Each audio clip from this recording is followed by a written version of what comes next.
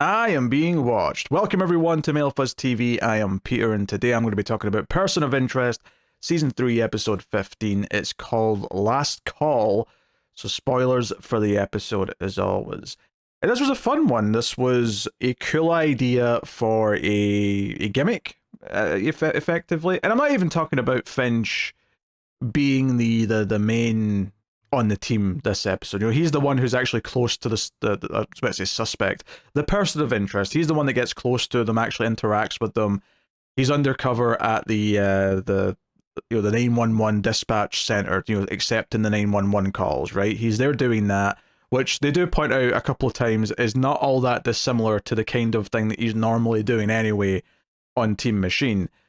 But so he's doing that, but that's not even what I mean by the gimmick. Although that is obviously a shake-up and something fun and different that he takes center stage for the episode. And that said, though, it is very much an ensemble. You know, there's a nice subplot of both Reese and Shaw dealing with certain elements of the case. Fusco got his own subplot, which then folds into the main story as it goes on. But what I mean by the central gimmick is, I don't even know if there's a name for this, but the thriller, the type of movie, the thriller where the bad guy is on the phone forcing the main character to do something under duress. I guess you'd call it a phone call thriller, right? And there's variations of it. The movie Cellular with Chris Evans comes to mind, or I'm sure there's other examples. But movies, I guess Phone Booth, even though that was only in the phone booth, he wasn't moving around doing stuff. But this idea that you've got the bad guy on the phone manipulating and putting the main character through things where they have to do stuff for them because of extreme blackmail. In this case, a child's life is on the line and someone is forcing the person of interest in this episode, Sandra, who works at the dispatch center, to do a variety of things. Ultimately, it's about erasing a bunch of 911 calls from a previous day, which is what it all builds up to. But there's some steps along the way. There's turning off a power generator here. There's stealing an access key from the IT guy there, so on and so on. There's like a few different things. But that's the main gist of it. So it's a fun idea for a thriller. You've seen variations of it probably in movies or other TV shows. But what I liked about it here is the role that Team Machine typically has in the person's life when they are the target, when they are the one who is the victim of whatever's about to happen. Because effectively what we see in this episode is that when Sandra, gets this call and this mysterious man starts saying a bunch of things and saying, hey, we'll kill this boy. It starts off as a police, 911 call from a young boy who is scared because someone's trying to break into his house. And it turns out to be kidnappers. And then immediately after that all plays out, this bad guy phones Sandra personally and says, hey, I'm behind that kidnapping and here's what you're going to do for me, so on and so on.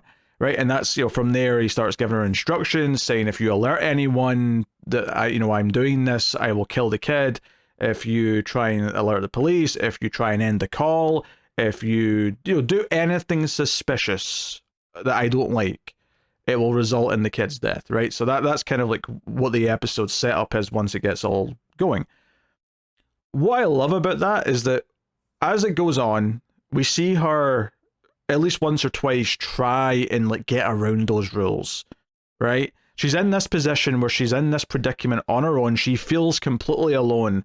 And there's a great moment where she has to go into another part of the building and she has to go past a check-in desk with a security guard, and he's like, hey, and she's like, hey, I dropped my thing, an earring or something in there earlier. Can I go in and get it? And it's a little bit against the rules to go in for something frivolous like that. But the guy clearly knows her well enough that he's like, yeah, go on, just sign in. And when she goes to sign her name on the sign-in sheet, she starts writing down, help me. She's going to write down basically, probably in very short form, that something is happening and that she needs help. She's trying to alert someone. And immediately the caller says, no, Sandra, do you think I wouldn't see that? And sort of gets her to stop and threatens her again. And, her attempt was futile. It didn't work. She tried to send a hidden message to someone and it failed. So she feels even more alone now after the failure of this, especially since the character then references something from her past that she feels guilty about, which is why she's the target for this episode. and it goes from there. What I love about all this, and I've set all that up for a reason, because little does she know, and little does the caller know, right? And the caller, I don't think ever gets named, right? I think he's just completely mysterious, so I'm just going to call him the caller. Is that the entire time there's someone else listening to the call. Our team, Finch et al., are listening to the call and are completely aware of the predicament she's in. Now, typically in an episode of Person of Interest, the person of interest doesn't even realize they're in danger, and then it shows up, but usually just in the nick of time. So does Reese, maybe Shaw, the team, whoever. They intervene and start protecting the person. Sometimes they might already know they're in danger. You know, it varies, but I think I love that it plays out here in such a way where, well, technically most persons of interest in the show are alone in their problem, right? Sometimes they'll be partnered up with someone, or they'll have a close one that's by them or something.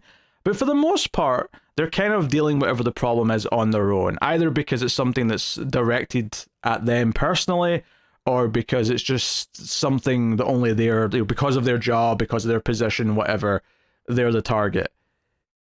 But this entire thing is designed to make her feel like she can't ask for help, that she is completely cut off from everyone else. And she probably would ask for help if it wasn't for the particular predicament that the bad guy is putting her in.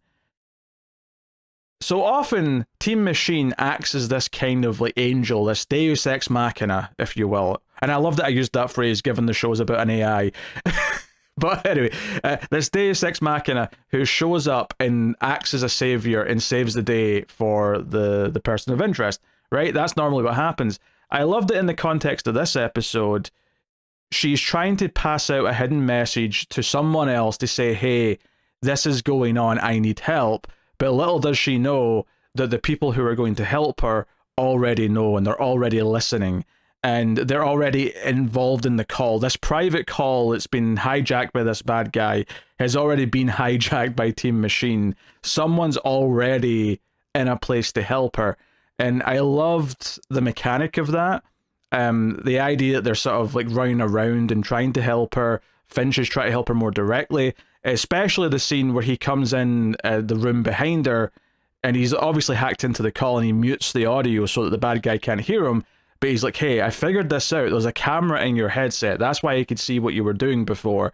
So do not look at me. Keep me out of your line of sight. And as long as I'm out of your line of sight, this guy will never know I'm here. He'll never know I'm helping you.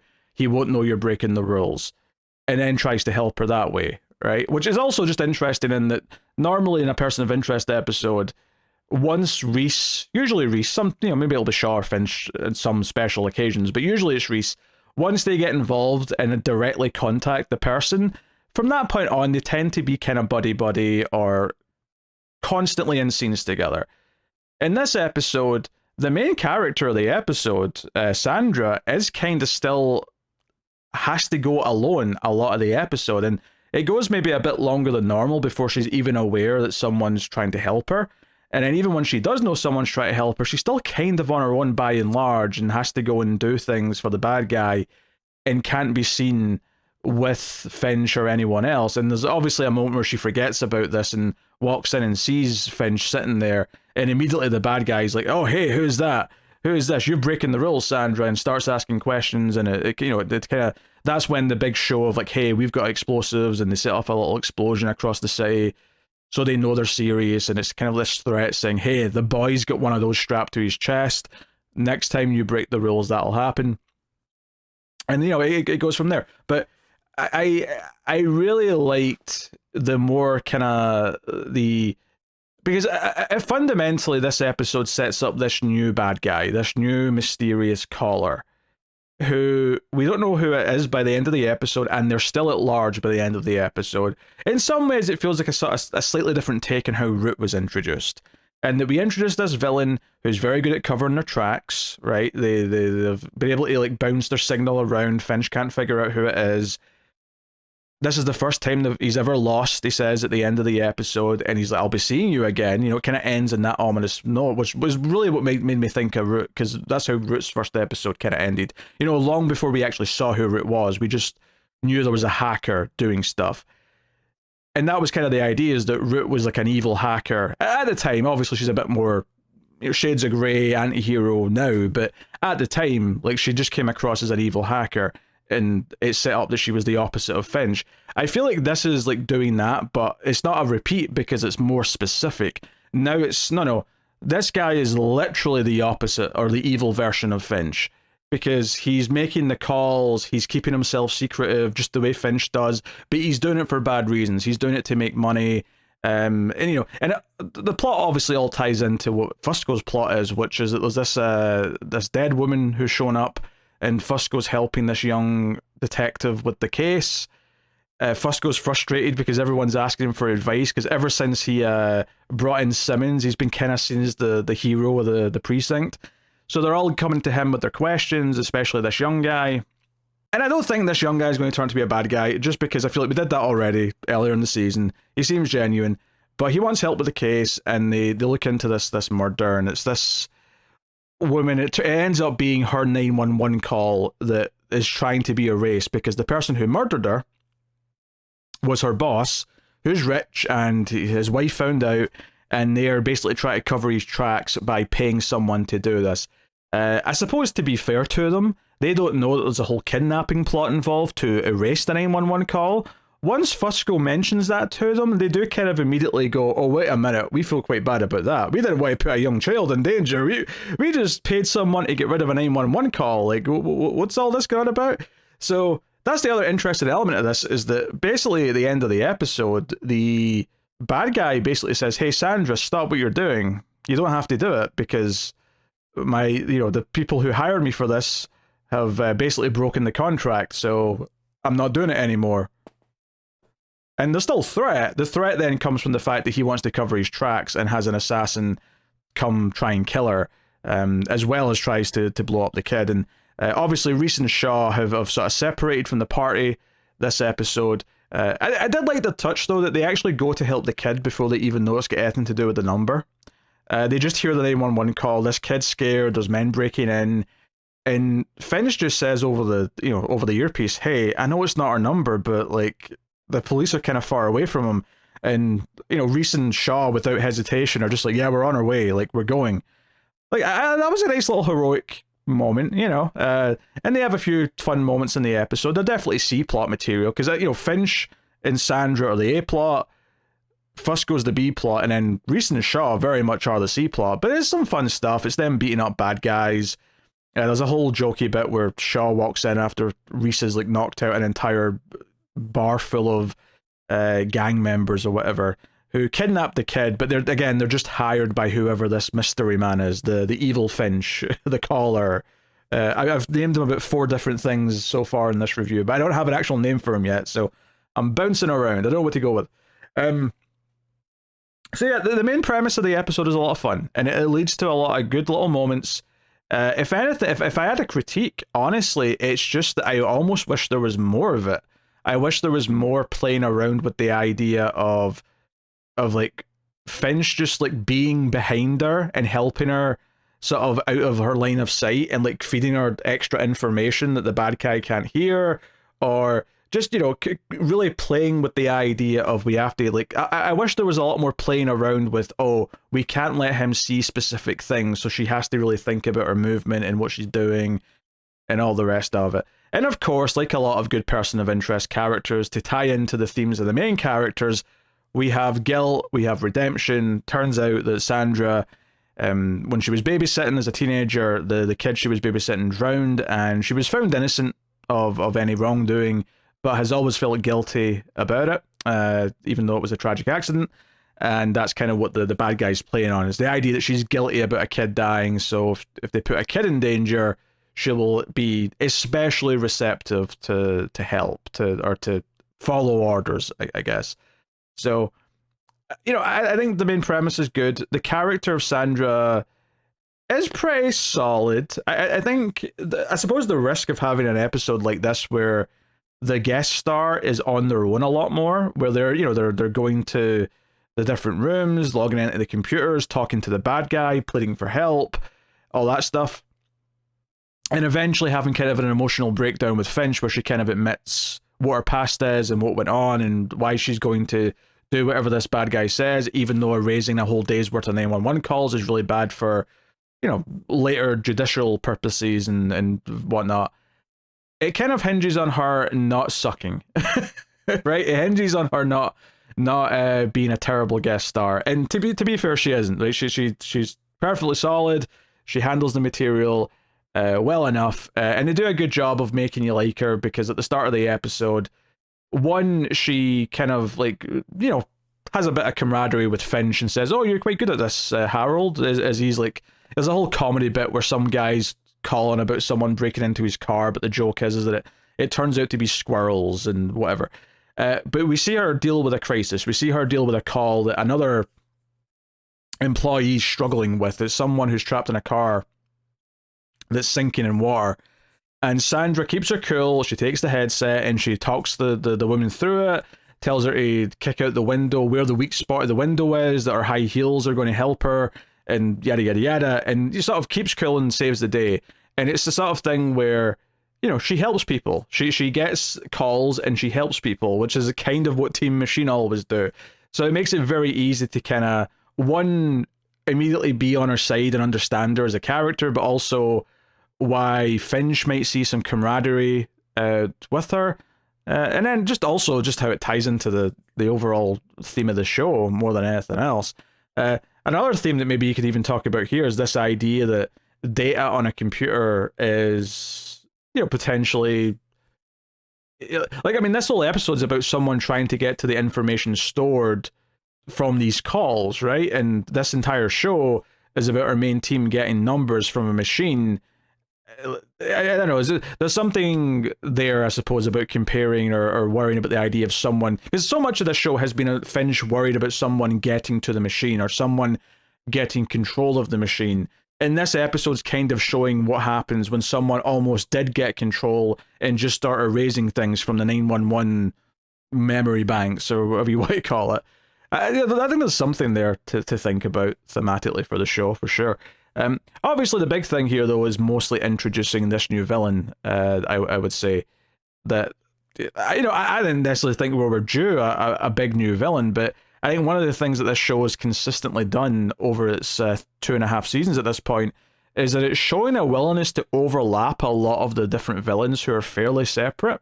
We've still got Uncle Nolan in play, of course. That's still a thing.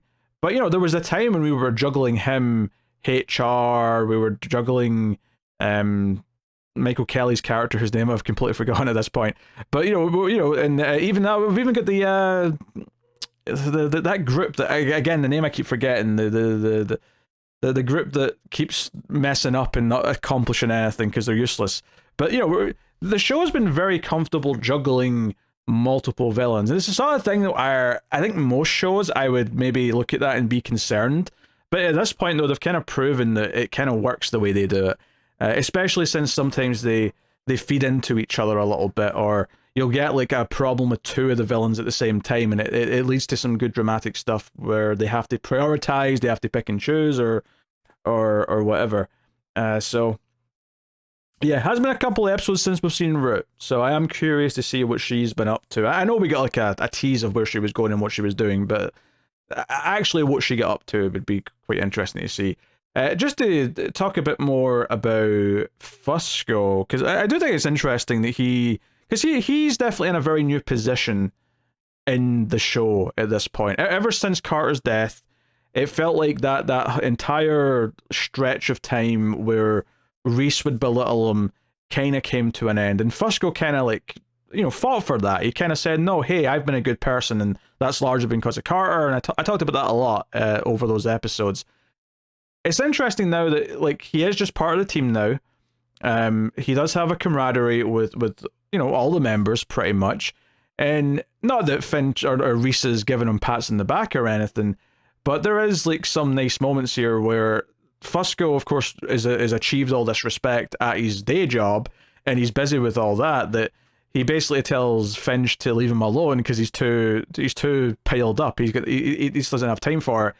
But when Reese calls him after the kid's been kidnapped, Fusco answers the phone by saying, hey, I told Glasses to leave me alone. I've got enough on my plate. And Reese doesn't, say anything stupid. He doesn't belittle him or anything. He just straight up says there's there's an 8-year-old boy in danger. And Fusco immediately says, all right, you should have said, what do you need? And just, it goes from there. Now, I'm not saying that's the great sign of respect, but at the very least, it feels like he's been a lot more straight and to the point with him. It feels, I don't know, like there's a very different air about Fusco in the show at this point. And he's earned it, to be fair. Like, he's went through a lot. There's been a lot of redemption. He, at least for now, is kind of our living example of complete redemption achieved, effectively. Which makes me nervous that in the forthcoming 2 and a bit seasons that very, very bad things will happen to him, because now we'll all feel bad if something does happen. But still, that's me being a doomer. That's not something people say. I'm fear mongering. I don't know. Anyway, yeah, fun episode. I think the central conceit of it is just a fun, thrilling time. Right? It was a fun environment for them to all be in. Finch being the one undercover with the others on the outside doing other things is entertaining, right? That always is. But having it be this character who feels completely helpless, and again, arguably you could say this for every episode of Person of Interest, a character feels helpless and Team Machines show up to help. But I feel like here it's particularly potent because she literally feels helpless and that she can't even tell anyone. She can't even communicate, and when she tried, she got slapped down for it. And then out of nowhere, here comes Finch to help save the day. And he even gives her a kind of a gift at the end of the episode when he meets her and says, hey, I'll give you something that 911 dispatchers never get, and that's a sense of closure. And she gets to actually see the young boy she helped save playing in the park with his mother.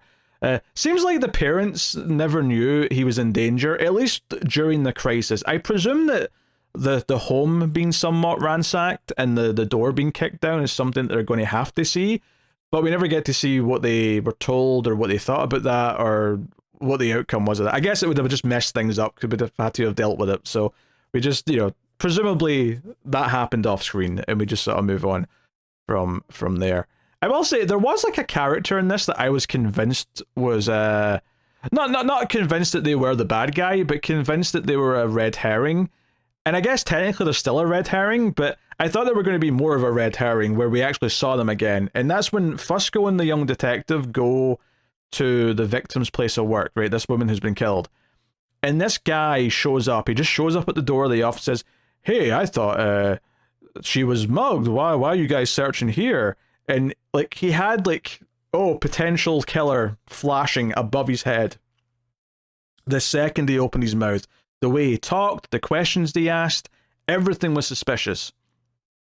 And then you meet the boss and the boss's wife, who she's also the VP or something, and they start talking to Fusco and whatever. And I kept expecting to see more of that guy, thinking, oh, he's going to be someone they suspect, and then they'll look into stuff more and they'll discover, no, it's actually the boss, and this guy was just a jealous, I don't know, maybe he had a crush on her or something. Right? I don't know where it was going, but it felt like they were setting him up to be a character we'd see at least once or twice again, and then you never see him again. So that was a bit strange. It honestly feels like a deleted scene to me. It feels like something they cut out, just based on the scene we got. But I could be wrong. It felt like they set him up to have at least one more scene, and here is, maybe just one scene where Fusco goes to talk to him or something. I could have expected that, but yeah, whatever. Not a big deal. So I like all that stuff. Fusco grilling the kid, the young detective at the end of the episode, and being like, why are you standing around for? There's more cases to solve. Go solve things. But then he smirks in his face just so you know that he's playing the role of the veteran detective a little bit and enjoying the gravitas that he now has as he walks around the office. Which is basically him taking Finch's advice, because early on in the episode, Finch said to him, hey, you've kind of earned this new adoration in the workplace. Maybe just enjoy it. It's not a bad thing necessarily. And at the end of the episode, it seems like Fusco has reached a point where he can maybe actually choose to enjoy it a little bit. So that was also nice. Yeah, I mean that's pretty much what I've got to say on the episode. I feel like there was one little thing I wanted to mention, and I've forgotten what it was, but well, I'm sure it wasn't anything super important. I hope. Anyway, that's Last Call. Yeah, good episode. I think it still impresses me how they're able to find different ways of shaking up the formula of the show. Hell, I didn't even mention that Finch basically sets up an electrocution trap for the hitman at the end of the episode when he's coming to kill Sandra. Finch has got like a live wire, and he's got like a pool of water at the bottom of this like power room. And then Sandra knocks the guy out when she takes the gun away from him. I don't know. That was interesting just because it almost felt like we weren't even going to pretend that Finch was like scared because he had to deal with a bad guy. It's almost like he's evolved beyond that. Like there was a time in the show where Finch was around any of the assassins or the agents or the bad guys in any form, you'd feel nervous for Finch's well-being. But it felt like here he was pretty confident. He was there to protect the person and kind of leveled up to make sure he was doing the job right. He was there to actually be the guardian and make sure she didn't get hurt. So yeah, that was also kind of nice in a weird way. There's a level of confidence that seems to have been built up in a lot of the team. They've gotten better at this since the start of the show, and that doesn't feel like lazy writing or anything like that. It just feels like a natural progression of like, yeah, they've been doing this for over 2 years now. They've gotten kind of good at it. There's things that Finch can handle on his own now that he wouldn't have been able to before. So yeah, there you go. That's a Person of Interest, Last Call. I will be back next time with the next episode. But let me know what you thought of this one in the comments. Like, subscribe, all the usual stuff. And of course, you can support all the content over at patreon.com/MailFuzzTV and help keep it all coming. Is the only reason why I can do all the reviews here, all the podcasts over at MailFuzz Movies, all the bonus content on Patreon is via support with that. There's also YouTube membership if you prefer that. But Patreon gets you all the bonuses for the movie channel as well, so you might as well do that. So thank you very much for joining. I do appreciate it. Keep watching TV. Have you got any vanilla?